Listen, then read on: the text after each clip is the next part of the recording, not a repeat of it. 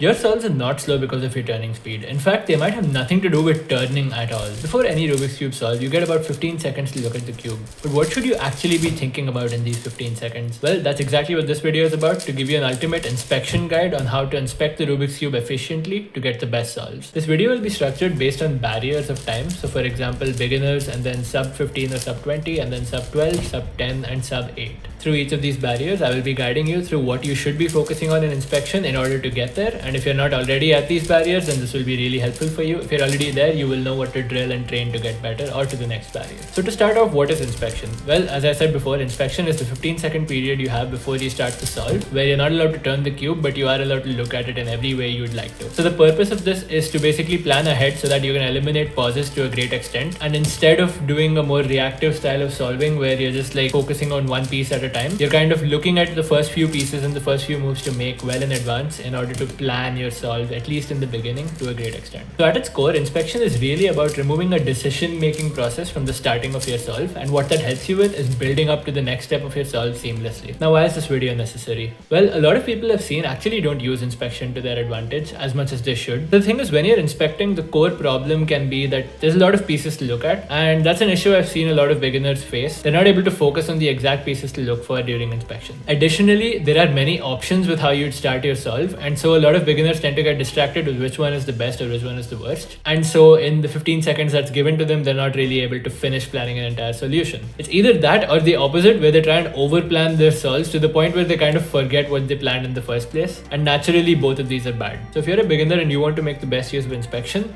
just remember that inspection is not really about seeing every single piece. It's just about seeing the right things to start your solve in the best way. And the cool thing about inspection is that it scales with skill. So what that means is you will have a greater depth of planning as you get better and better at solving the cube. And that actually means that you're able to target your inspection much better at a faster speed. And this comes naturally. It's a natural process, so don't worry about it. Now, as a beginner, what you want to look for is your 4 cross pieces. And I don't really mean you need to memorize the solution to those 4 cross pieces. Just be aware of where they are. So for example, if I'm doing the white cross on this scramble, I would see the white orange here, white red here, white green here, and white blue here.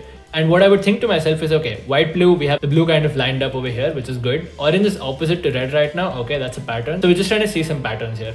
And now I see green and red are kind of, green is on the right of red, which is actually where it does belong when you solve the cross. So this kind of tells me that I can do something like D prime to put the orange here, and then LF2 to solve red and green, and another D prime to solve the cross minus the blue, and then R2 to solve the blue. So this is something that comes with practice, but initially you don't have to memorize this entire solution. As a beginner, all I want you to see is, okay, I have these 4 cross edges and I know that I'm going to make some kind of move in this way to begin. So I would put down the cube, start the timer, and do something like this. So that's a beginner level cross, where you could see there was a little bit of pausing and a little bit of seeing what's coming up, but I knew exactly where the pieces were, which meant I wasn't looking at random parts of the cube to find them. So as a beginner, it is enough to just identify your 4 cross edges and then go ahead with solving them as you start your solve. There is no full plan required here, just be aware of where the pieces are. Now, there will be cases where planning the entire cross might be a bit complicated as a beginner. And in these cases, I want you to not plan your entire cross and inspection. In fact, just remember the goal as a beginner is to identify the cross pieces to the point where you're so aware of their locations that once you're in the solve, you don't have to worry about where to look. You know where to look and you just have to solve the pieces. So in order to drill this, I would recommend just doing a lot of untimed solves. So untimed meaning that you don't even time your inspection or the solve. You just kind of pick up a cube and randomly hand scramble it and see what kind of cross pattern you get. So here, I would just keep drilling identification of cross pieces. Now, if you're color neutral or trying to be color neutral, you should practice this with every color, but I'm just showing it on white for simplicity and to make sure that this reaches most people. So yeah, in this case, again, we have green here, blue here, orange here, and red here, all the white cross edges. So here I could do something simple like, I know red and orange are opposites, so I know green is here. So in inspection, this is all I would see. I would see that these are opposites, green is here and blue is here. While I'm solving, I put the cube down. I know I have to move the green to the left so I can bring the red down. So I'll just do that. Orange is opposite, solve red, solve blue. So yeah, that's a cross. So as a beginner, that's all you should be looking for. And now let's get into the next step, which is the 15 to 20 second range. Now, when you're at the 15 to 20 second range of solving, this is where you need to be sure of your cross solutions before you start your solve. And the reason I say this is because the barriers between sub 20 and sub 15 are mostly related to F2L. And yes, naturally, you will learn OLL and PLL algorithms as you get better, but those are going to happen anyway. Inspection and cross solving is something you can train aside from that. So in this case, the first step is the same. Identify the 4 cross edges, and then now you want to add an extra step, which is trying to plan the solution in inspection. So I see orange is with red here, blue is with blue, red is with orange, green is down here. Now, this is a pretty cool pattern that you'll notice over time, where this F2 would solve the red opposite to the orange, and I'd like that because orange is here with red. But while doing the F2, the F prime would pair green with blue. So I could just do a B prime here, F prime, R prime, and then F prime again would pair this blue with the green, L, D2. This may not be the most efficient solution, but I actually think it is for this case. Anyway, so the point is that you try and memorize this entire thing in inspection, and one huge drill that I would say you should do at this speed between 15 and 20 seconds is blindfolded cross solving. So what I want you to do is completely hand scramble the cube, look at the cross case that you have, and then once you're done memorizing it, blindfold yourself and try and solve it without looking. Once you're done solving it, look at the cube and make sure it's right. Do this over and over again and slowly start adding timing to this. So start adding the 15 seconds of inspection and try and get your cross memorization down as much as you can. This will help you in the long run because as you get better and better at cubing, you will actually not even be thinking about the cross. There will come a point where you're not even planning your cross because it's so trivial to you that you just see it right out of inspection. So for example, at my level, I average about low 8, around 8.2 or so. And at this level, I just need to see the cube once. Like I just need one peek at all 4 pieces and I know my cross solution. I don't even have to look at the cube and I know exactly what I'm going to do for the cross. Now, that doesn't mean it's immediately the most efficient solution. In fact, it doesn't even have to be. But what that helps me with is, okay, as I am planning out the more efficient solution, I can focus my attention on pairs, like this pair, orange and blue. And that is the next step, next progression of this. But let's not jump the gun here. So yeah, in this case, again, we have blue here, orange here. I know that these belong next to each other. So I can do F prime, L prime, and then D prime, R2 to solve the cross minus the red, and U prime, F2 to solve the red.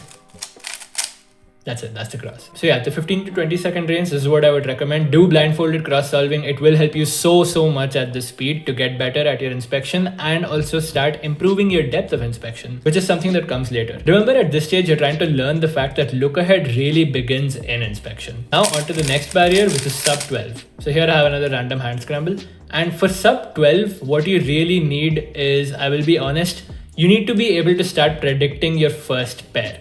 Now, this is not a necessity. In fact, until I was about sub 10, I wasn't even thinking about first pair. The reason I'm recommending you do this is because it will make your transition towards the lower 12s and 11s and 10s much easier. And just to clear up, I don't mean this for every single cross. Sometimes the cross solution is just very long and complicated and you don't have to memorize the first pair. But ideally, I would recommend you at least try your best. So in this case, for example, what would I do? I would solve the blue. That would bring the orange up here. So I could do R, U, L2, B, F. So I know that solves the cross. What can I see here? Like, what do I know will happen with this? Let's see here. R, U, L2, B, F, right? So something I would notice here is that U will bring this edge here and nothing else will affect it except the B. So it will be put here with the green paired with the green center. And R, U, L2 would mean this red, green, white corner goes here. And then L2 brings it here and F brings it back up, which means I would have a pair to solve in the back. Now this is really good because now I can see my first pair and now I can remember that that's the solution. Now I don't think at sub 12 you really need to blindfold yourself and try and solve the pair as well, but it wouldn't hurt to do that. Anyway, at this speed you don't really have to do that. Remember, the cross is now trivial to you. It should be. You should be able to find the most optimal cross solution every single time, and it should be really simple to execute. But yeah, here as I said, you have this pair in the back. So that's a really good start to my solve. In fact, if I had a scramble like this and it started that way, I would probably guarantee a 7 because within like 1.1 seconds, I have cross plus 1, which is pretty cool. At sub 12, this is what you need. You need an efficient cross. You need to pick your first pair and at least identify the pieces and try to track them. You don't have to solve them entirely. I know it's hard, but multi-piece tracking is something you need to get used to at this speed. So don't focus on perfection here. You just want that flow. You just want to know where the pieces are going and you want to know exactly what pieces to look for. And in this case, that's your first pair. So now on to the next barrier, sub 10. Sub 10 is really a game changer for most cubers because it is a pretty huge barrier and honestly a lot of it is mental. So naturally at sub 10, you probably know all of the last layer algorithms as you should, and you probably know the most efficient way to solve most F2L pairs. So getting to sub 10 is kind of challenging, and I would say what you need with sub 10 is kind of consistency on the step that you had in sub 12. So trying to look for your first pair, but consistently being able to do that over and over again. Now, by consistent, I know that means 100% of the time, but that's never possible in anything in life. So yeah, 95% of the time you want to be able to see your first pair. And when you have crosses like this, for example, this is a really, really terrible cross. So in this particular case, you don't have to look for your first pair, but you want to try and make sure you're seeing what corners are coming to the top layer or what edges are moving around. So yeah, just trying to optimize this whole process is something that will really help you during your solves. And here you can see like this came up. So immediately you can go into that. And now look ahead really plays an important role for solves that are hard like this. And yeah, that is basically all you need in inspection. Try and visualize your entire cross, that's a no-brainer, but try and also do your first pair blindfolded. In fact, I think my sub 12 cross example was a really good example of something you could try blindfolded because that had a clear first pair tracking. Now let's see this random scramble I just made. So, okay, this might be an easy one too. So we have, you see red with orange, orange with red. So F would bring this up and I can do U prime L2 D2, sorry, U prime L2 R2 to solve blue and green and then D2 to fix the cross. Now let us notice that red blue is an edge is here and the white red blue corner is here. So F U prime R2 L2 would bring this corner up here and bring the edge up here with the blue on top, and here I would notice the blue is on this side. So it's actually the red here. So that should be enough for me to know exactly what case it is. And I know that the case is going to be, basically I need to pair this blue with this blue when they're both in the top layer. So I can do F U prime R2 L2 D2, U prime RU2 R prime, that will pair it in the back, and then U prime F U prime F prime, that will solve it into the front. So this is my entire cross solution and the first pair. This is something you should be able to do blindfolded by this point at sub 10. I recommend training it. I know it's not always possible, but this is the benefit of it. So this is how much you can see in inspection when you're at sub 10. And this is how much you should train to see. So again, you don't have to pick like the best solution. Honestly, just pick the solution that flows the best. It doesn't have to be the most efficient way to jump into your first pair. It just has to be something that works with the cross and that you can remember. All this helps with is look ahead in the future. This is you looking ahead before you start your solve in order to do better look ahead during your solve. Now, at sub 8, which is the final barrier I will discuss in this video because that's the barrier I'm at right now. I'm basically at the cusp of it and trying to break it. At sub 8, you want to be looking at one pair pretty much every single time. And it is not easy. I'm telling you, even now there are scrambles where I feel like I can't see the first pair, and also fatigue plays a pretty big role. But yeah, at sub 8, that's what you should be aiming for. And without a doubt, you should be trying to find the best first pair. It's really important that your timer starts are optimized for the right moves, as well as kind of not the fewest moves with the most efficient way to solve a pair in order to preserve your turning speed while preserving your solution efficiency. Now that's a lot of words and I realize that, but it's really adaptive at this speed is what I've learned. I've been trying to get sub 8 for a while now and I've been at the cusp of it. I have an official 7.996 average, which is 8 flat. But yeah, on a situational basis, you should be trying to do pretty much all of what I mentioned. Now in this particular case, I noticed that the cross is kind of easy. So R prime will solve this with the opposite colors, and then D2, R prime, U2, R prime, F. That will send this corner into its actual slot, but then it would give me a flipped edge here. So this is something that I would notice during inspection, and this is something that I normally wouldn't notice, but yeah, at this speed, you need to be noticing. That's the point. So yeah, at this stage, I would say that all of this is kind of intuitive. Like you're not really thinking about this. In fact, I would probably do something like this for the solution. Right before I do the F, just do a U.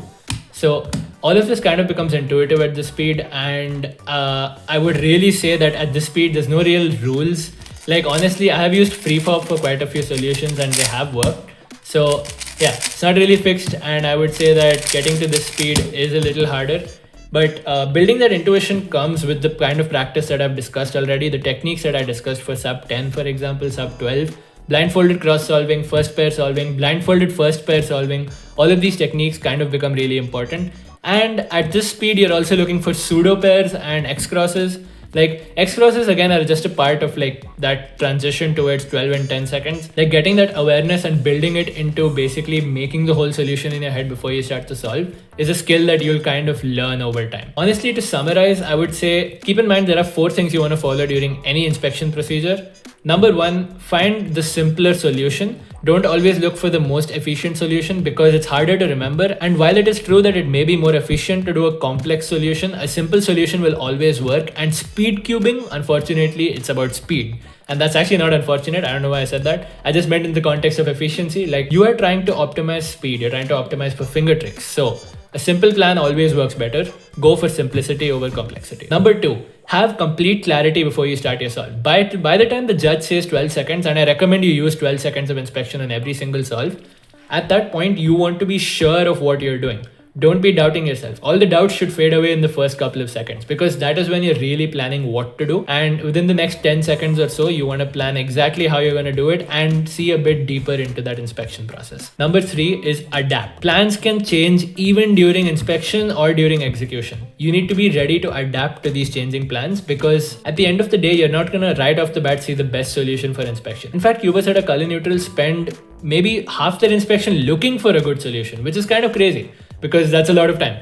But yeah, overall, be ready to adapt during your inspection phase as well as when you start your solve. You may see something good when you're starting your solve. And right as you're doing your last few moves, for example, you might see that, oh, there's a free pair, I might have to preserve this. And you'll do a U or U prime to preserve it before putting in a cross piece. So these are things that you have to be prepared for, and adaptation is a pretty big part of inspection. Lastly, practice makes perfect. All of the things that I mentioned in this video are not going to come to you overnight. In fact, I would recommend taking out an A4 size sheet, doing 50 scrambles, like not every day, like just randomly, maybe once a week, and going through each of them completely untimed and seeing what percentage of them you were able to predict your first pair for.